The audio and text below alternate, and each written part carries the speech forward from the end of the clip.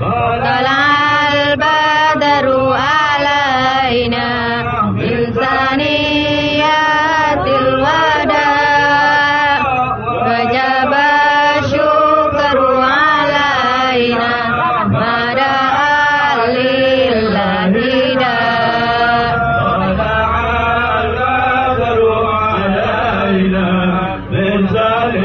Dirampung sama saya.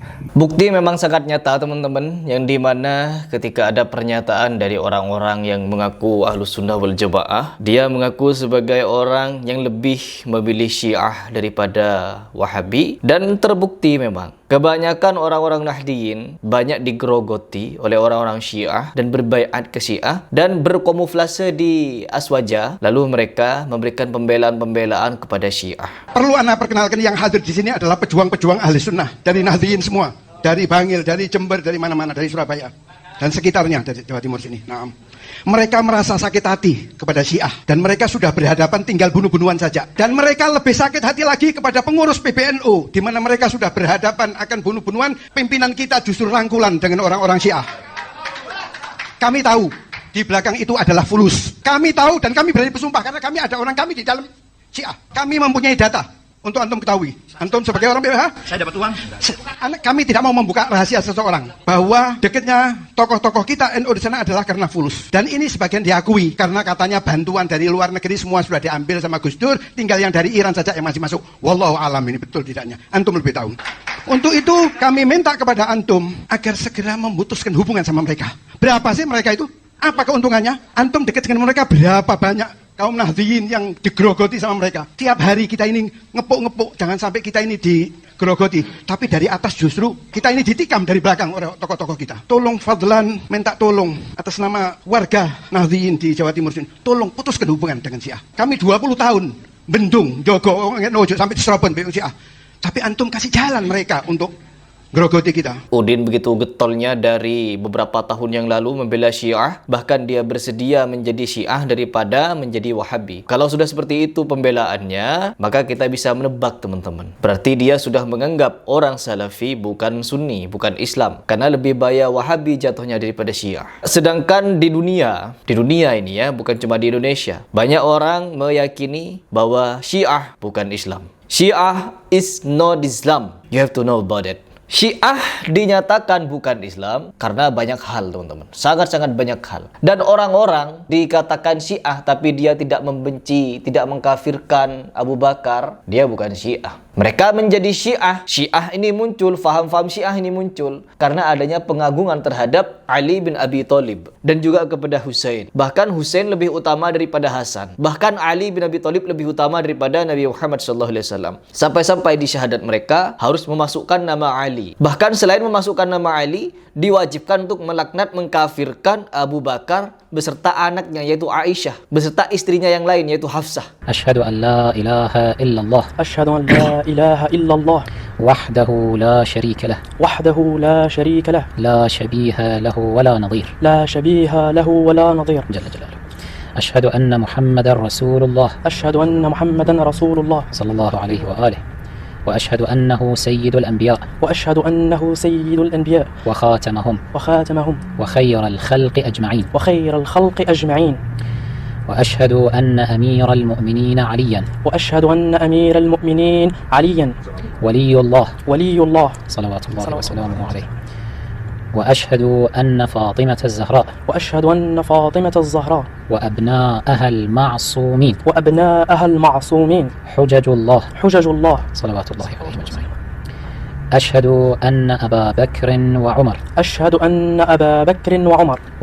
وعثمان وعائشة وحفصة في النار أبرأ إلى الله وإلى رسوله من أبي بكر وعمر وعثمان وعائشة وحفصة وسائر أعداء أهل بيت رسول الله أهل بيت رسول الله صلى الله عليه وآله. Siapakah mau dikubur hidup-hidup?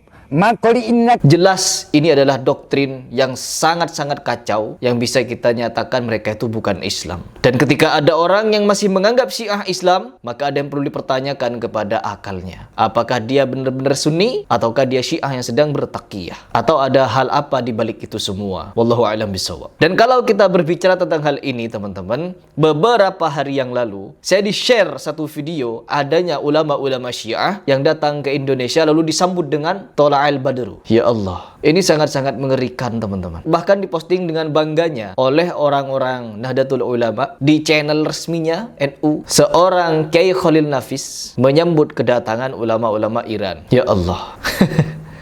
Orang yang membenci Abu Bakar disambut dengan khidmat seperti itu. Sedangkan orang yang tidak membenci Abu Bakar, bahkan mencintai Abu Bakar, mencintai seluruh sahabat, mengajak kembali kepada sunnah, difitnah yang macam-macam. Dan kita bisa saksikan, teman-teman, semua orang-orang yang benci kepada Wahabi, mereka akan membela Syiah. Dan mereka juga akan punya alibi bahwa Syiah dan Wahabi itu sama-sama menyesatkan. Kalau memang Wahabi menyesatkan, pastilah Mekah Madinah akan rusak, teman-teman. Akan rusak sebagaimana yang terjadi di Iran. Bagaimana di Iran itu? Orang-orang Sunni, ya. Masjid-masjid Sunni bagaimana nasibnya di Iran? Habis, teman-teman. Orang-orang Syiah ketika berkuasa, habis orang Sunni ini dibantai-bantai sama mereka.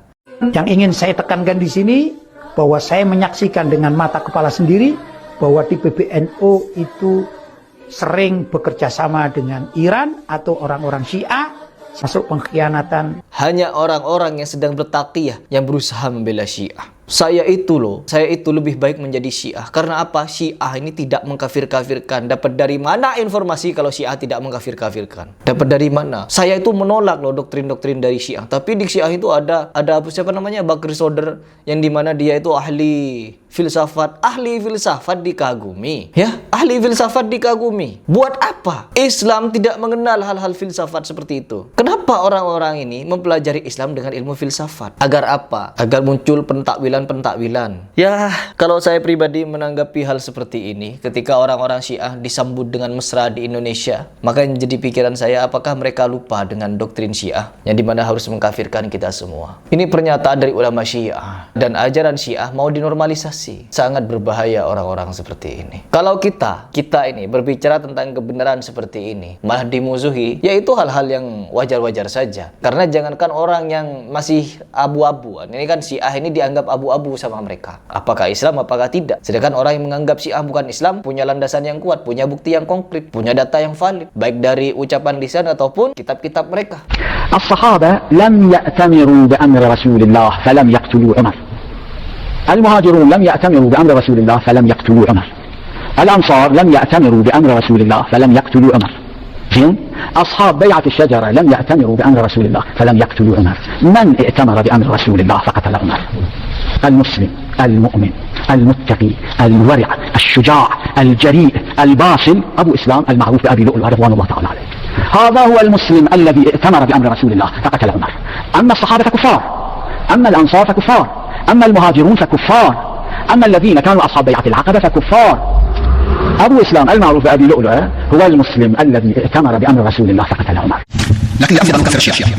لا نكفر الشيعة.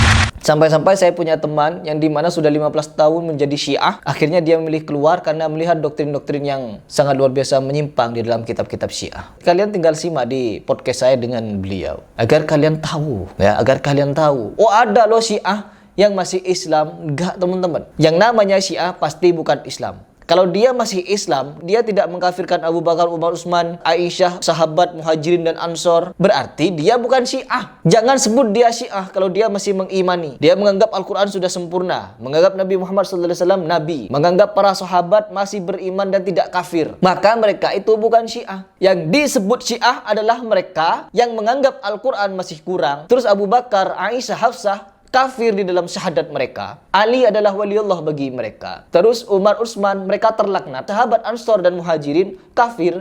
Ini Syiah. Lalu bagaimana ada seorang manusia yang katanya Sunni mengatakan Syiah tidak pernah mengkafir-kafirkan?